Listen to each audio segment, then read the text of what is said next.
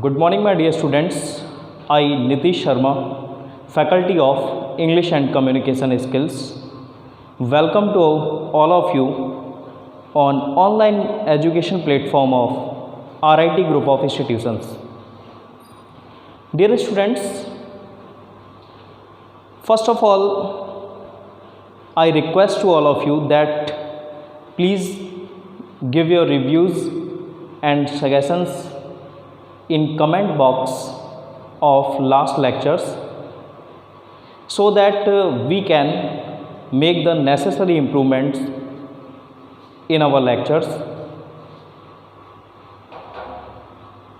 Dear students, last lecture तक हमने communication क्या है, उसकी क्या इम्पोर्टेंस है और प्रोफेशनल फील्ड में हमें किस तरीके से कम्युनिकेशन की आवश्यकता है और किस तरीके से हमें कम्युनिकेशन को टैकल करके आगे बढ़ना होगा, इन सब बातों के बारे में हमने डिस्कस किया था। आज का जो हमारा टॉपिक है वो बहुत ही इम्पॉर्टेंट टॉपिक है, बिकॉज़ कहीं ना कहीं इसके बिना उस कम्युनिकेशन पार्ट पर जाना बहुत ही कह सकते हैं इम्पॉसिबल है और इसके बिना हम कम्युनिकेशन में इम्प्रूवमेंट कभी भी नहीं कर सकते हैं। तो इन सब बातों को ध्यान में रखते हुए मैं बात कर रहा हूँ ट्रांसलेशन की। Without translation you can not improve your communication skills, because translation के बेस पर ही आपको वो सारे रूल्स पता चलेंगे जिनके माध्यम से आप अपनी कम्युनिकेशन स्किल को इम्प्रूव कर सकते हैं। कहाँ पर आपको कौन सी हेल्पिंग वर्ब यूज़ करनी है, कहाँ पर आपको कौन सी वर्ब का यूज़ करना है और किस प्रॉपर ऑर्डर में उनको यूज़ करना है, ये सारी बातें हमें टेंस और ट्रांसलेशन की नॉलेज के बाद ही क्लियर हो पाएंगी। सो फर्स्ट ऑफ ऑल हम बात करते हैं टेंसेस की कि टेंस कितने टाइप के होते हैं। How many types of the tense?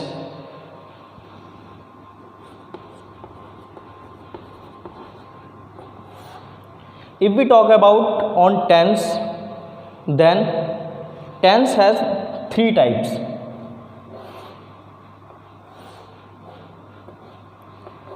First is present tense, second past tense, and third is future tense.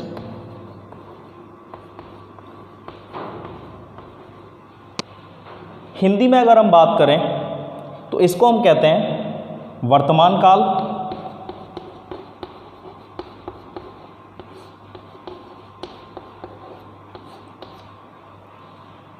इसे हम बोलते हैं भूतकाल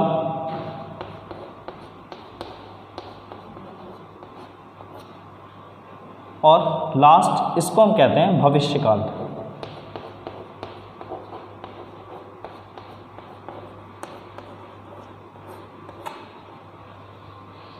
सो first is present tense, past tense and future tense. इन तीनों टेंसेस के बारे में अगर मैं बात करूं तो प्रेजेंट टेंस जिसे हम वर्तमान काल कहते हैं मीन्स जो एक्टिविटी या जो भी वर्क हमारा प्रेजेंट में चल रहा है उसके बारे में हम इस टेंस में बात करते हैं। सेकंड इज़ पास्ट टेंस, जो एक्टिविटी हमारी पास्ट में है यानी कि इससे पहले कंप्लीट हो चुकी है, ठीक है, तो वहाँ पर हम पास्ट टेंस में उसको इंक्लूड करते हैं।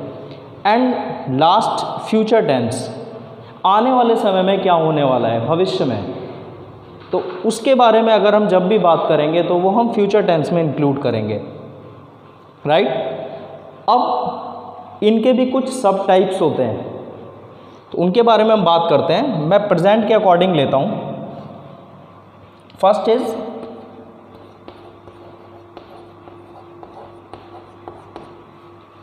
present indefinite tense,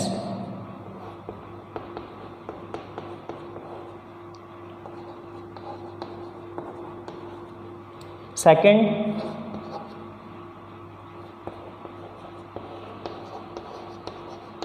present continuous tense,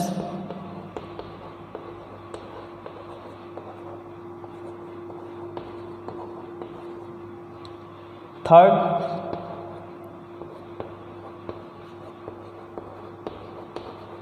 present perfect tense,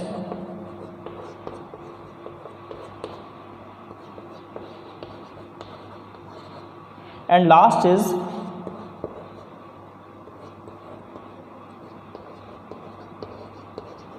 present perfect continuous tense.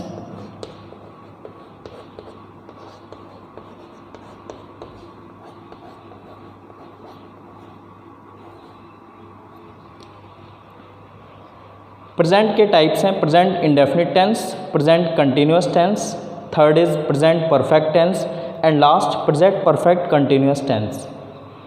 इसी तरीके से हम पास्ट टेंस में भी सेम इसी प्रोसीजर के साथ चलेंगे।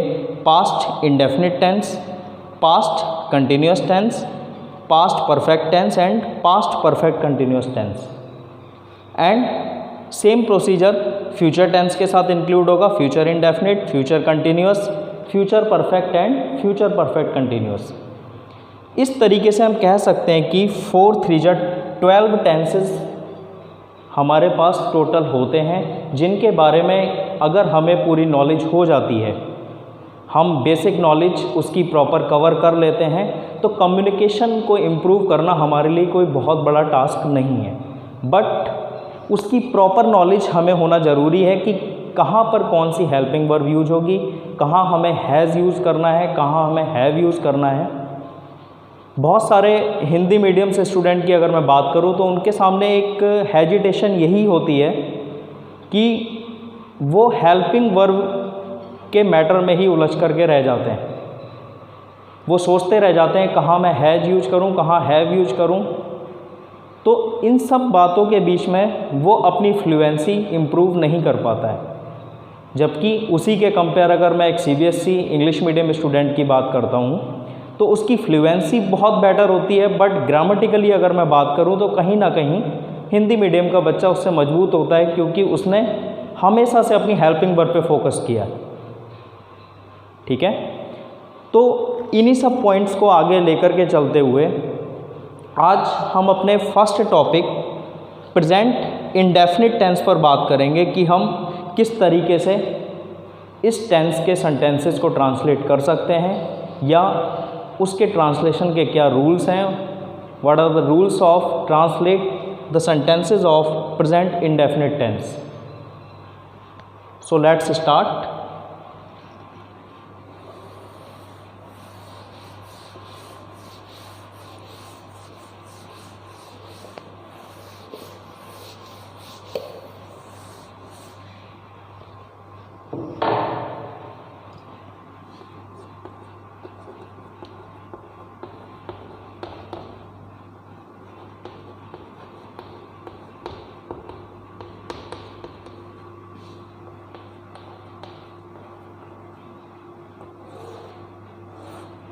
प्रेजेंट इंडेफिनिट टेंस,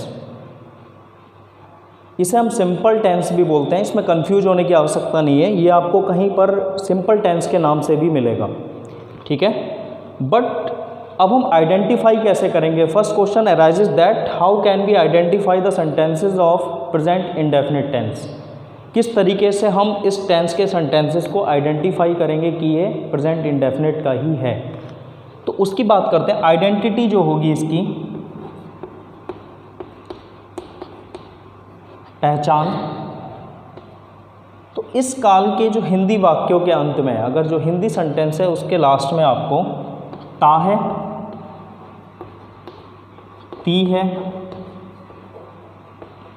या फिर ते हैं, इस तरह के सेंटेंसेस के लास्ट में अगर आपको वर्डिंग मिलती है तो वहाँ से आप आइडेंटिफाई कर सकते हैं कि ये सेंटेंस प्रेजेंट इंडेफिनिट टेंस का है। अब बात आती है how can we translate these sentences. Rules to translate.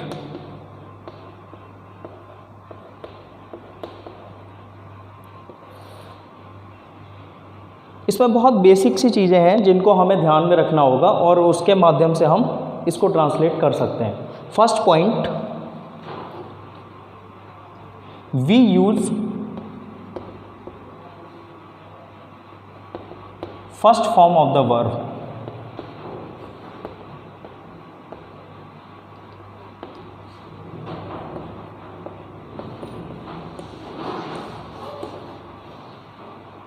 In sentences को ट्रांसलेट करते समय हम हमेशा फर्स्ट फॉर्म का यूज़ करेंगे, वर्ब की, क्रिया की पहली अवस्था जिसे हम हिंदी में कहते हैं। Second, we use S/ES with verb, bracket पे मैं लिख रहा हूं singular number, means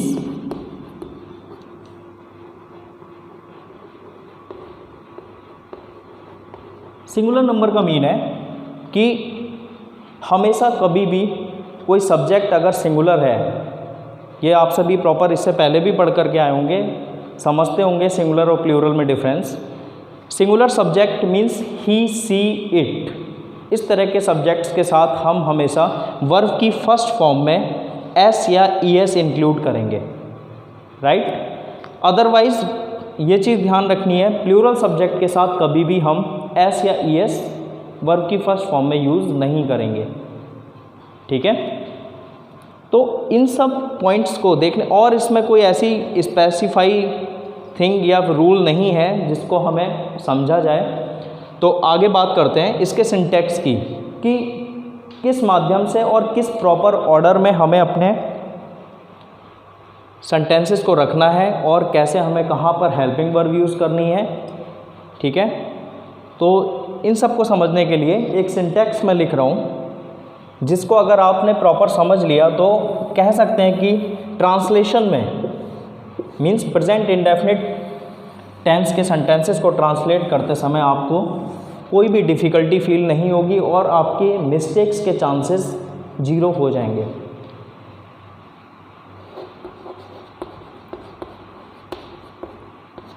syntax, first of all subject plus first form of the verb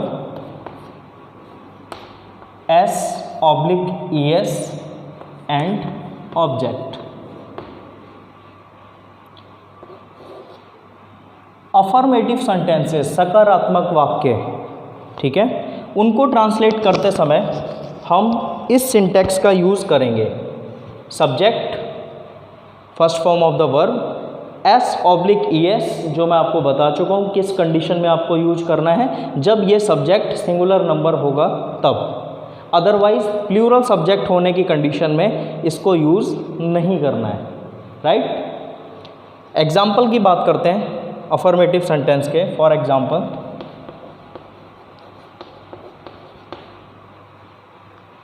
Ram बाजार जाता है, राम बाजार जाता है। फर्स्ट ऑफ ऑल आप लास्ट में देख रहे हैं ता है, ती है, ते है, इस तरह की वर्डिंग यहाँ पर मिल रही है। तो राम बाजार जाता है, तो इस कंडीशन में यहाँ से हमें आइडेंटिफाई हो रहा है कि ये सेंटेंस प्रेजेंट इंडेफिनिट का है, और साथ ही इसको ट्रांसलेट करने के लिए हमें इस सिंटैक्स का यूज़ करना है, right. Subject Ram, first form of the verb, verb है जाना, मीन्स गो। राम एक सिंगुलर सब्जेक्ट है इसलिए गोज। कहाँ जा रहा है, ऑब्जेक्ट क्या है, बाजार जा रहा है, तो Ram goes to market. Ram goes to market, Ram बाजार जाता है। इस तरीके से हम सेंटेंसेस को इस सिंटैक्स के माध्यम से ट्रांसलेट कर सकते हैं। If we talk about the negative sentences, how can we translate the negative sentence of this tense? Then negative के लिए जो syntax होगा हमारा, इसमें थोड़े से चेंज है, यहाँ पर आपको ध्यान रखना है। अभी तक यहाँ आपने कोई हेल्पिंग वर्ब नहीं देखी, बट अब नेगेटिव सेंटेंसेस को ट्रांसलेट करते समय हमें हेल्पिंग वर्ब का यूज़ करना है, ठीक है। देखते हैं।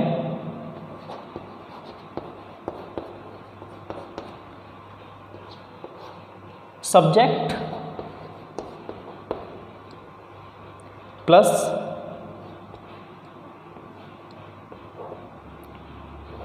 Do oblique does plus not first form of the verb and object. Negative sentences को ट्रांसलेट करते समय सब्जेक्ट हेल्पिंग वर्ब यूज होगी do oblique does, means singular number he she it के साथ हमेशा डज यूज़ होगा, अदरवाइज प्लूरल के साथ डू यूज़ होगा, एंड नॉट ऐड करेंगे बिकॉज नेगेटिव सेंटेंस है, right, and first form of the verb and in last object. For example,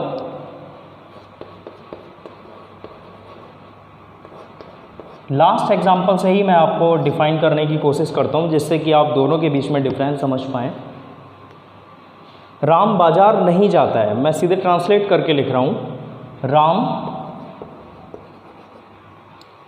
Ram एक सिंगुलर सब्जेक्ट है, मीन्स हेल्पिंग वर्ब यूज होगी does. Ram does not जाने के लिए गो टू मार्केट। राम बाजार नहीं जाता है, Ram does not go to market. So with this type we can translate the negative sentences of this tense।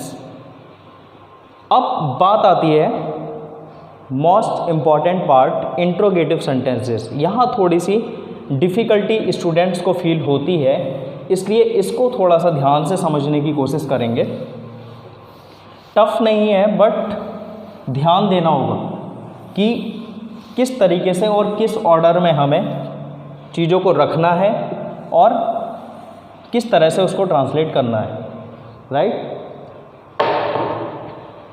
Interrogative sentence की बात करते हैं हम।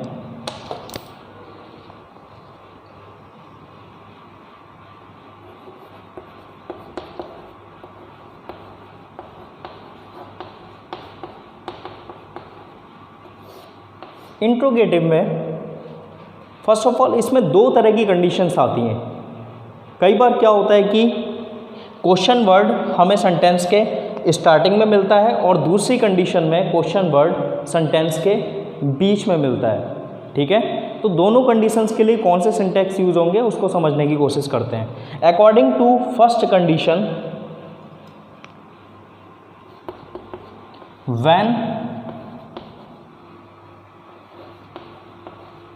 क्वेश्चन वर्ड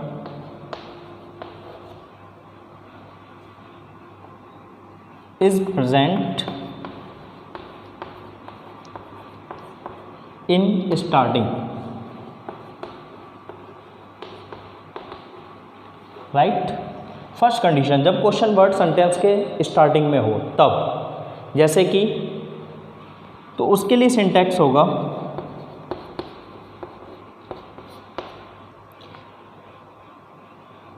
सबसे पहले ऐसी कंडीशन में उस सेंटेंस की, उस वर्ड की, क्वेश्चन वर्ड की इंग्लिश नहीं लिखते हैं, हम वहाँ पर हेल्पिंग वर्ब का यूज़ स्टार्टिंग में करते हैं। Do oblique does plus subject plus first form of the verb and object. सबसे पहले हेल्पिंग वर्ब को यूज़ करेंगे, after that subject and first form of the verb and object. अब एक बात यहाँ पर ध्यान देंगे, ना ही नेगेटिव में और ना ही इंट्रोगेटिव सेंटेंसेस में ट्रांसलेट करते समय हम कभी भी एस या ई एस का यूज़ नहीं करेंगे। वो रूल सिर्फ अफर्मेटिव सेंटेंसेस के लिए है, राइट। इसी में अगर नेगेटिव भी हो सेंटेंस साथ साथ, तब क्या करेंगे, तब हम एज इट इज़ रहता है सिंटैक्स, बट आफ्टर सब्जेक्ट हम नॉट का यूज करेंगे।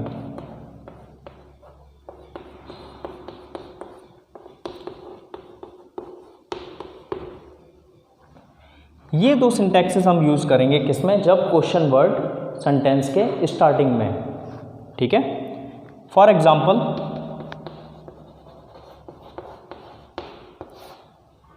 क्या वह बाजार जाता है, क्या वह बाजार जाता है।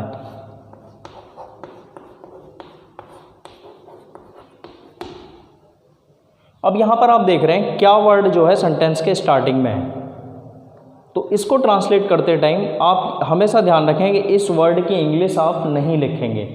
ऐसी कंडीशन में आप इस हेल्पिंग वर्ब का यूज़ करेंगे सब्जेक्ट के अकॉर्डिंग। सब्जेक्ट क्या है हमारा, वह मीन्स एक सिंगुलर सब्जेक्ट है, सिंगुलर के साथ हेल्पिंग वर्ब यूज होगी does, right, does, after that subject he, first form of the verb go, कहाँ जा रहा है, बाजार, does he go to market, क्या वह बाजार जाता है। सेम अगर ये सेंटेंस नेगेटिव भी होता, क्या वह बाजार नहीं जाता है, तो ऐसी कंडीशन में सिर्फ आप सब्जेक्ट के बाद मीन्स ही के बाद नॉट यूज कर देते, अदरवाइज इसमें और कोई चेंजेस हमें नहीं करने हैं, राइट। अब सेकंड सिचुएशन आती है कि जब क्वेश्चन वर्ड सेंटेंस के बीच में हो, तब हमें क्या करना है। तो हमें सिंटैक्स में ज़्यादा चेंज नहीं करना है, मैं आपको उसको समझा देता हूँ। बस क्वेश्चन वर्ड को हमें क्या करना है, उसकी इंग्लिश लिख देनी है। When question word is present in mid sentence, जब सेंटेंस के बीच में क्वेश्चन वर्ड हो तब क्या करना है, तो उस क्वेश्चन वर्ड की इंग्लिश सबसे पहले आ जाएगी, प्लस एज इट इज़ वही सिंटैक्स हमारा रहता है, इसमें कोई चेंजेस नहीं होते हैं। सेम कंडीशन सेकंड सिंटैक्स में, ये आपका सेकंड कंडीशन को ट्रांसलेट करने के लिए सिंटैक्सेस हो गए। एग्जाम्पल,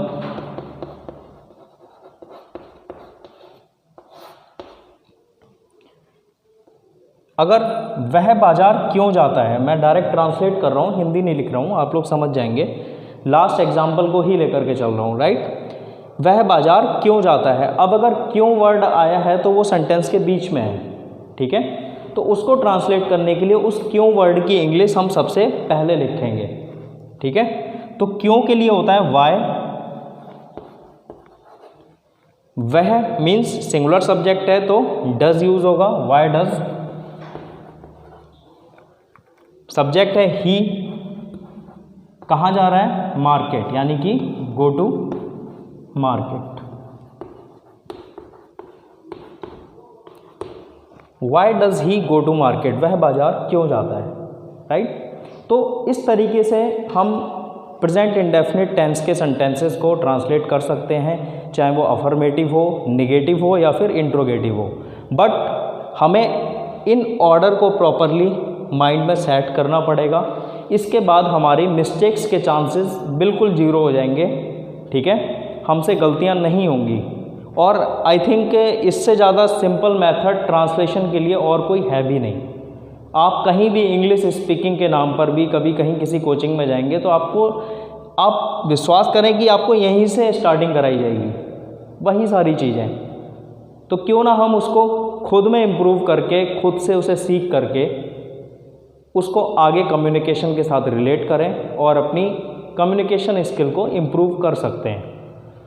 सो डियर स्टूडेंट्स, आज के लेक्चर में इतना ही। आई होप आप सभी को प्रॉपर ये पहला टेंस हमारा समझ में आया होगा। So thanks a lot and have a good day.